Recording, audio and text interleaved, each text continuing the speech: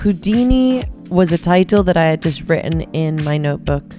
It was a song that I always wanted to write. It's just about knowing your worth. It's about knowing when you see a red flag and knowing when to dip.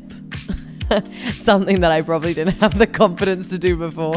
But now I'm like, okay, Houdini's a very empowering song. It's like Catch Me or I'm Dipping. Illusion was the first song that I made with what we like to call the band, which is Kevin Parker, Danny Hall, Tobias Jesso Jr. and Caroline Aylin.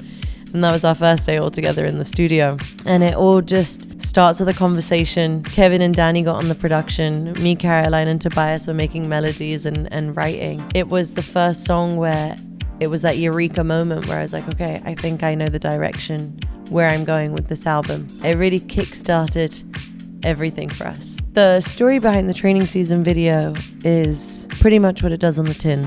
And pretty much what it says on the tin. Which is like a lot of chaos. There's a lot of men in there. There's a lot of testosterone and I'm just like trying to keep my cool.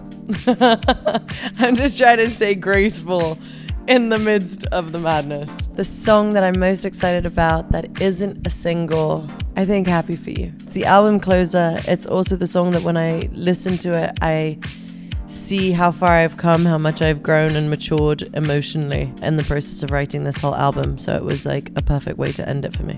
Barbie was a lot of fun, as you can imagine. It's like a whole pink world. It's fun and uplifting, but at the core and the heart of the story itself, it's deeply meaningful and empowering. Seeing it in the cinemas was just surreal and so much fun. It was one of those moments where I just really had to pinch myself. I couldn't believe it, but it also gave me like that itch of like, I think I'd like to do some more stuff for film. The theme of the album is the album title, which is Radical Optimism.